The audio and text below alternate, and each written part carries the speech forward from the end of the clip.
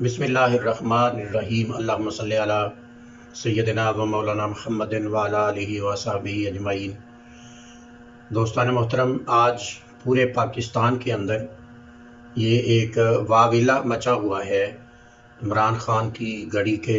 چوری کرنے کے حوالے سے، اور بے شمار لوگوں کے جو صاحبان اقتدار رہ چکے ہیں، کوئی وزیر خارجہ رہ چکا ہے، کوئی وزیر اعظم رہ چکا ہے،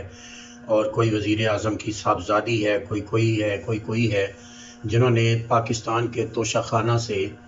انعامات کو مال غنیمت سمجھ کر لوٹا ہے۔ اس حوالے سے بہت زیادہ گفتگو چل رہی ہے سوشل میڈیا کے اوپر۔ ان ساری چیزوں کو اگر ہم عمیق نظروں سے دیکھیں اور بغور جائزہ لیں اور اللہ کے رسول صلی اللہ علیہ وآلہ وسلم سے اس کی ساری وجوہات کو پوچھیں کہ اس کی کیا وجہ ہے، تو ہمیں بڑی واضح اور کلیئر بات سمجھ آتی ہے کہ جب بندے کے اندر، کسی بھی بندے کے اندر ضمیر مردہ ہو جائے، ایمان ختم ہو جائے،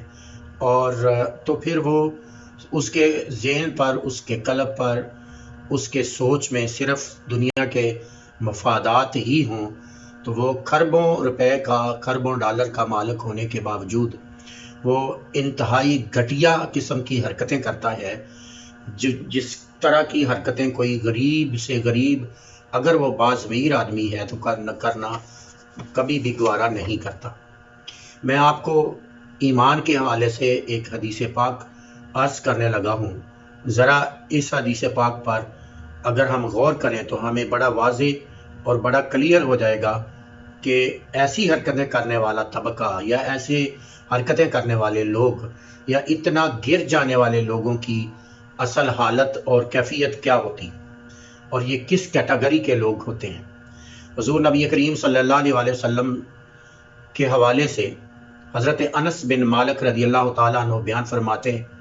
کہ ان رسول اللہ صلی اللہ علیہ وسلم قال، نبی کریم صلی اللہ علیہ وسلم نے فرمایا، ثلاث من اخلاق الایمان،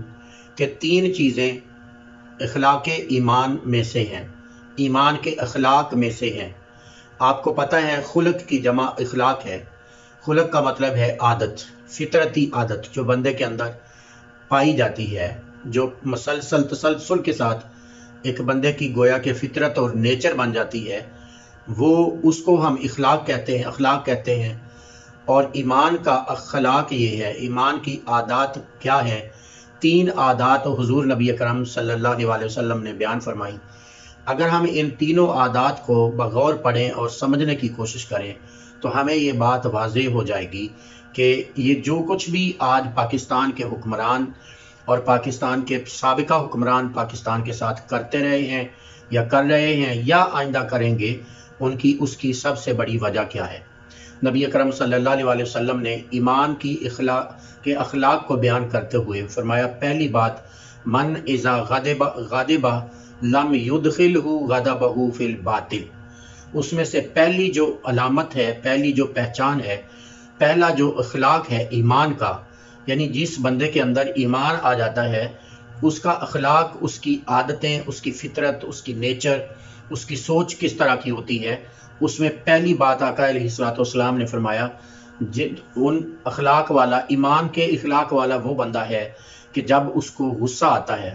وَإِذَا غَضِبَ لَمْ يُدْخِلْهُ غَضَبَهُ فِي الْبَاطِلِ، تو اس کا غصہ اسے باطل کی طرف نہیں لے جاتا۔ یعنی وہ جو صاحب ایمان بندہ ہوتا ہے، جس کے دل کے اندر ایمان ہوتا ہے، اس بندے کی عادت اور فطرت اور نیچر، قدرتی سوچ اس طرح بن جاتی ہے کہ وہ اس کو غصہ، کتنا بھی کسی بات پر غصہ آئے تو وہ کبھی بھی غصہ اس کو ایسی کسی چیز کی طرف نہیں لے جاتا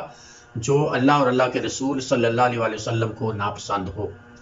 جو باطل ہو، جو بے دینیت ہو، جو غیر انسانی حرکت ہو۔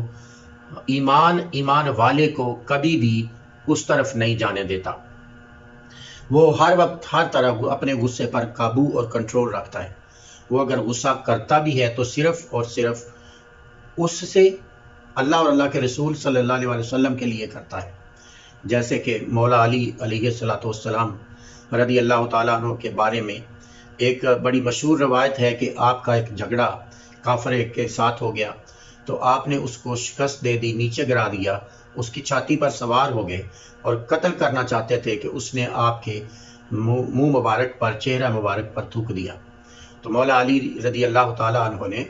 اپنی تلوار کو نیام میں ڈالا اور نیچے اتر گئے۔ تو اس کافر نے پوچھا کہ علی تم تو مجھے قتل کرنے لگے تھے، تو اب نیچے کیوں اتر گئے، قتل کیوں نہیں کیا؟ آپ نے فرمایا پہلے میں اللہ کی رضا کی خاطر لڑ رہا تھا، اور اب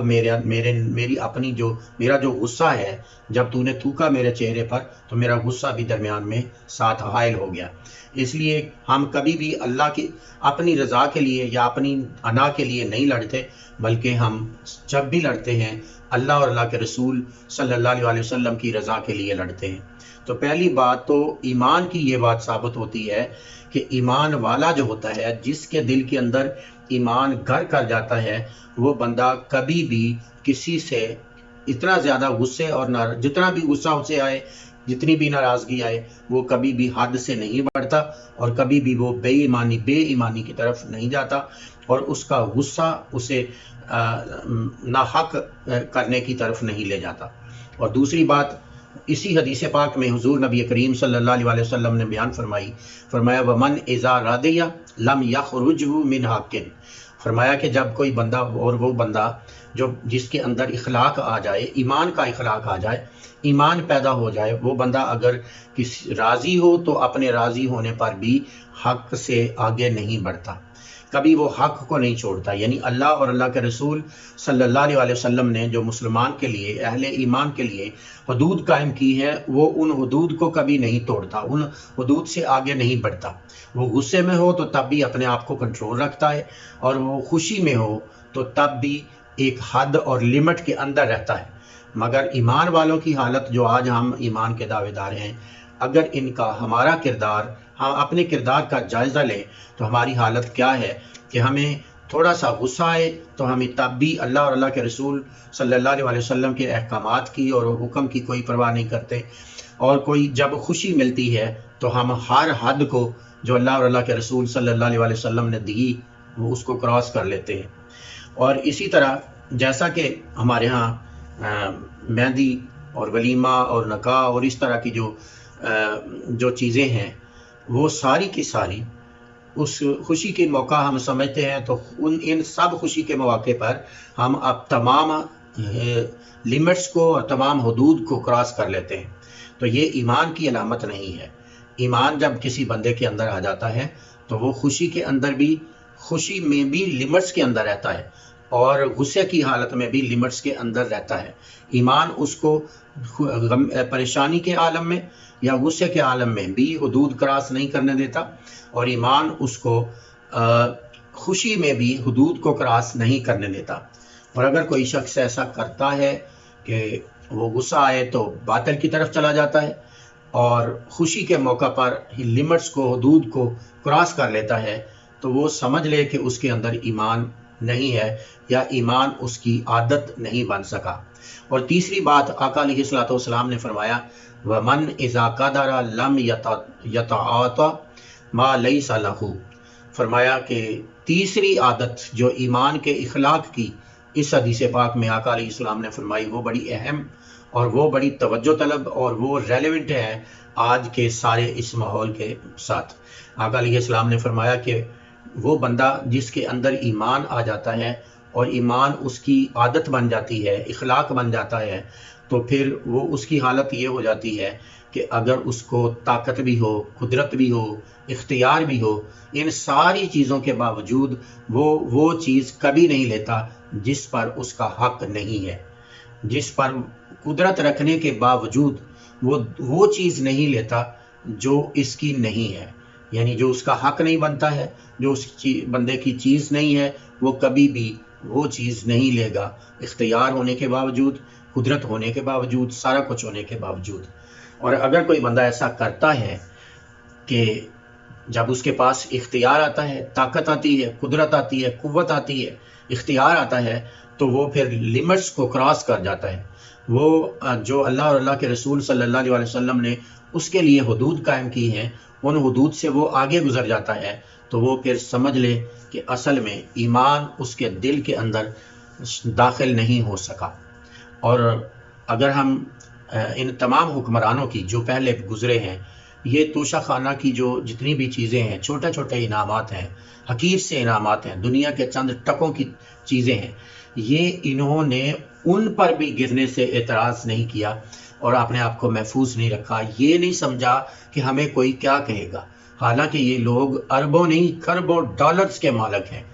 کھربوں ڈالرز کے مالک ہونے کے باوجود ان کی ذہنی پستی اور ذہنی سوچ یہاں تک گر چکی ہے کہ اگر ان کو کسی جگہ پہ 10 روپے کا 100 روپے کا بھی پرافٹ نظر آ رہا ہوتا ہے تو یہ اپنی عزت بستی محسوس کیے بغیر اس 10 روپے کو 15 روپے کو بھی لینے سے گریز نہیں کریں گے۔ حالانکہ اگر کوئی باضمیر جس کا ضمیر زندہ ہے اور جس کا ایمان زندہ ہے، ایسا شخص کوئی بیکاری بھی ہو تو وہ بھی کسی کے سامنے اس طرح کی حرکت نہیں کرتا جس طرح کی یہ بے غیرت، بے شرم اور انتہائی گھٹیا قسم کے لوگ جنہوں نے اس ملک کو اپنے باپ کی جاگیر سمجھ رکھا ہے وہ کرتے ہیں۔ تو اللہ رب العزت سے دعا ہے، اور یہ بات بڑی واضح اور کھل کر سامنے آ جاتی ہے کہ حقیقت یہ ہے کہ یہ لوگ نام کے مسلمان ہیں، ان کا کوئی ایک کردار بھی مسلمانوں والا نہیں ہے۔ یہ اگر کوئی اچھا کام کرتے بھی ہیں تو وہ صرف دکھانے کے لیے کرتے ہیں کہ ہم بڑے اچھے لوگ ہیں۔ حج کرنے جائیں گے، لوگوں کی مدد کریں گے، غریبوں کی مدد کی باتیں کریں گے، اسمبلیوں کے اندر غریبوں کی مدد کے لیے بکواس کریں گے، کتے کی طرح بھونکتے آپ کو نظر آئیں گے۔ یہ سارا کچھ صرف اس لیے کرتے ہیں کہ یہ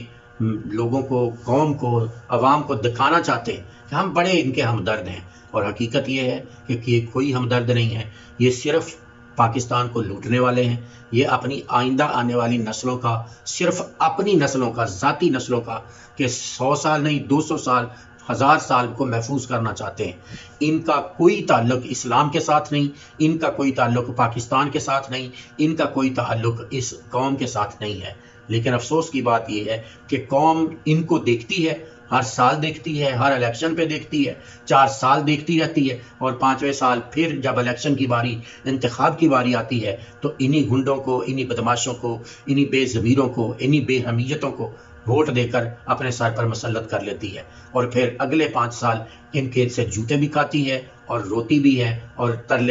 سارا کچھ کرتی ہے، ان کو گالیاں بھی دیتی ہے۔ اصل میں اصل قصور ان کا نہیں ہے، اصل پاکستانی قوم کا قصور ہے، جو فرقوں میں، برادریوں میں، قبیلوں میں بٹی ہوئی ہے۔ جب الیکشن کی باری آتی ہے، جب اقتدار دینے کی باری آتی ہے جو کہ ان کے ہاتھوں میں ہوتا ہے، اس وقت یہ اپنی ان کو برادریاں یاد آتی ہیں، ان کو مسلک یاد آتا ہے، ان کو قبیلے یاد آتے ہیں، ان کو سارا کچھ یاد آتا ہے۔ اگر یاد نہیں آتا تو صرف یہ نہیں آتا کہ جن کو یہ ووٹ دے رہے ہیں انہوں نے پچھلے ٹنور کے اندر ان کے ساتھ، اس قوم کے ساتھ کیا کیا تھا۔ اگر یہ قوم ایک قوم بن جائے اور پاکستان کو سوچے، پاکستان کی قوم کو سوچے، اپنی آنے والی نسلوں کو سوچے، ان کے مستقبل کو سوچے، ان کی تعلیم کا سوچے، ان کے روزگار کا سوچے، تو کبھی بھی ان جیسے بے حیا لوگوں کو اپنے سر کے اوپر مسلط نہ کرے۔ اللہ رب العزت ہمیں حقیقت احوال کو سمجھنے کی توفیق عطا فرمائے۔ اور یہ کہتے ہیں جی سب ایک جیسے ہیں، یہ بات غلط ہے، کبھی ایسا نہیں ہوتا، سب کبھی بھی ایک جیسے نہیں ہوتے۔ اللہ رب العزت نے ہر حال میں، ہر وقت میں اچھے لوگوں کو بھی اس دنیا پر بھیجا ہے، اور اخلاص والے لوگ بھی آج بھی موجود ہیں اور ہمیشہ موجود رہیں گے۔ لیکن ہمیں ہوش کے ناخن لینا ہے اور ہمیں دیکھنا ہے کہ کون بندہ ہے جو واقعتاً ہمارا ہمدرد ہے، جو اس قوم کا ہمدرد ہے، جس کے اندر ضمیر زندہ ہے، جس کے اندر ایمان زندہ ہے، جس کے اندر غضب اور غصے کو کنٹرول کرنے کی صلاحیت اور طاقت موجود ہے، جس کو خوشی کے موقع پر بھی اپنے آپ کو کنٹرول رکھنے کی قدرت اللہ نے عطا فرمائی ہے، جس کو ایمان کی طاقت دی ہے، جو اس قوم اور ملک کے لیے کچھ کرنا چاہتا ہے۔ ہمیں اس کی پہچان کرنا ہوگی اور اس کو آگے لے کر آنا ہوگا۔ اپنے مسلک کو، اپنی برادری کو، اپنے مذہب کو ایک طرف رکھ کر صرف اور صرف پاکستان کا اور پاکستان کی آنے والی نسلوں کا ہمیں جب تک ہم نہیں سوچیں گے، تباہی و بربادی، اسی طرح مہنگائی کا طوفان ہمارے اوپر مسلط رہے گا۔ اللہ رب العزت ہمیں سوچ، بچار اور سمجھ عطا فرمائے۔ السلام علیکم ورحمۃ اللہ وبرکاتہ۔